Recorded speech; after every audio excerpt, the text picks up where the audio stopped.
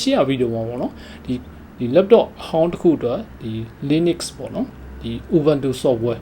အဲ့ဒီပိုင်းကိုတွင်းပြရပြီအဲ့တော့ကျွန်တော်ဒီဗီဒီယိုမှာကြတော့ဒီ Linux မှာဒီကျွန်တော်ဒီ Windows အပိုင်းလိုမျိုးပေါ့နော်ဒီ software တွေကိုတွင်းမယ်ဒီဘယ်လိုမျိုး software တွေကိုဘယ်လိုမျိုးတွင်းရင်ကောင်းမလဲအဲ့ဒီပိုင်းကိုပြောပြပေးမယ်ဗီဒီယိုပါအဲ့တော့ကျွန်တော်ဒီကွန်ပျူတာမှာစပြီးတော့ဒီ software ပိုင်းတွင်းမယ် install ပြုလုပ်မယ်အဲ့တော့ကျွန်တော်တို့ဒီ Linux ရဲ့ဒီ Ubuntu software ပေါ့နော်သူ့ကို download ဆွဲပြီးသွားပြီဆိုရင်ဒီဘယ်ဘက်ချမ်းမှာကြတော့အဲ့ဒီအပိုင်းအားလုံးပေါ့နော်ဒီကျွန်တော်တို့ဒီ fabric လုပ်ထားတဲ့ဒီ application တွေနောက်ပြီးတော့သူ့မှာပေါ့နော်ဒီကျွန်တော် download တွေပိုင်းဆွဲမယ်ဆိုရင်ဒီ Ubuntu software ဆိုတာပေါ့နော်အဲ့ဒါပြောမှဆိုကျွန်တော်တို့ဒီ Google Play တို့ဒီ Microsoft Store တို့အဲ့လိုမျိုးပုံစံပေါ့နော်အဲ့မှာ application တွေတွားပြီးတော့ download ဆွဲလို့ရမယ်နောက်ပြီးတော့ဒီအောက်ဆုံးမှာဒီ laptop မှာပေါ့နော်တွင်းထားတဲ့ဒီ application တွေအကုန်လုံးကိုတော့ဒီထဲမှာတွားပြီးတော့ရှာလို့ရမယ်ဟုတ်ပြီနောက်ပြီးတော့ကျွန်တော်တို့ဒီပြောမှဆိုဒီညာဘက်အချမ်းမှာတက်ခဲပုံပေါ့နော်ကျွန်တော်တို့ဒီ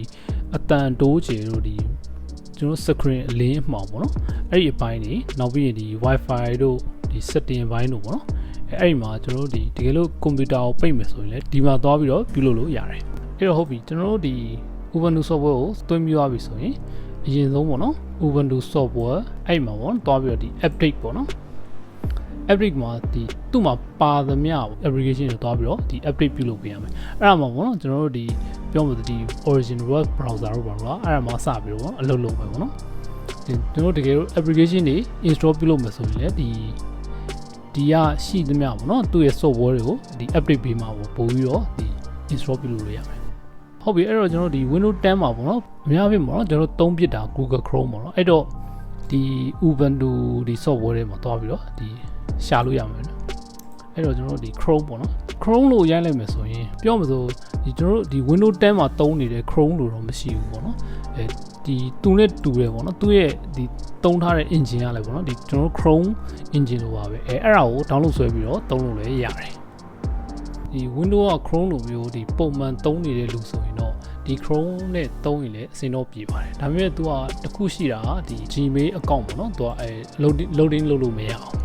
အဲ့တော့ကျွန်တော်တို့ဒီ Windows လိုမျိုးအတိုင်းပေါ့နော်ဒီ Chrome original ဟာကို download ဆွဲခြင်းနေဆိုရင်တော့ကျွန်တော်ဒီမှာတစ်ခါတည်းပေါ့နော်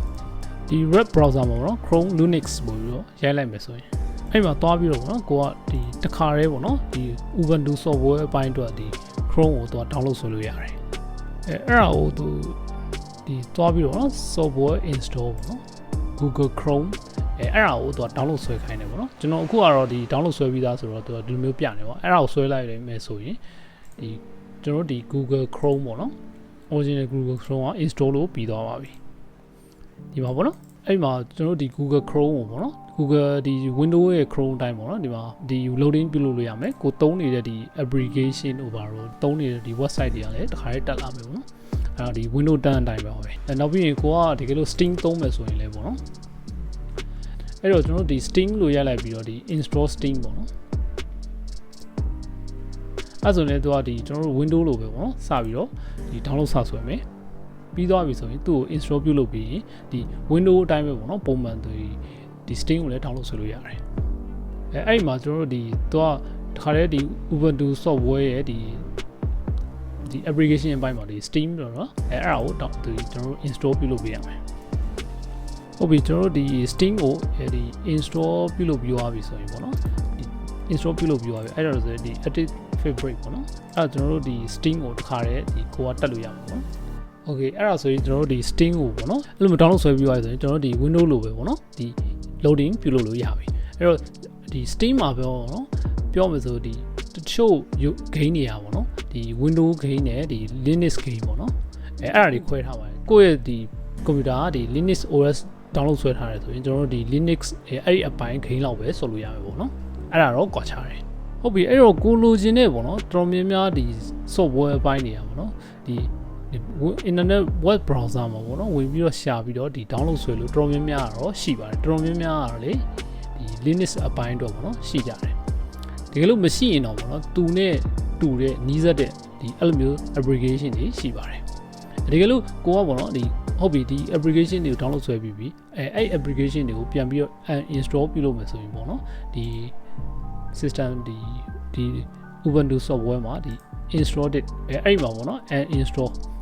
ခါလေးပြုတ်လို့လိုက်နှိပ်လိုက်ရင်အဲ့ဒါရပြီပေါ့နော်ဒီကျွန်တော်တို့ဒီ window လိုပဲပေါ့နော် install ပြုတ်လို့တဲ့အပိုင်းပါတ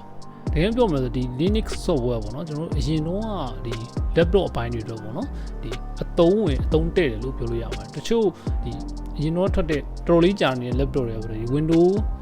သုံးမယ်ဆိုရင်ပေါ့နော်လေးနေတာတော့ပါတော့ရှိမယ်အဲ့တော့ဒီ Linux ဆိုရင်ပေါ့နော်ပို့ပြီးတော့ပေါ်သွားမယ်နောက်ပြီးရင်ဒီ battery စားတဲ့အပိုင်းတွေကစားပို့ပြီးတော့လည်းတက်တာပါမယ်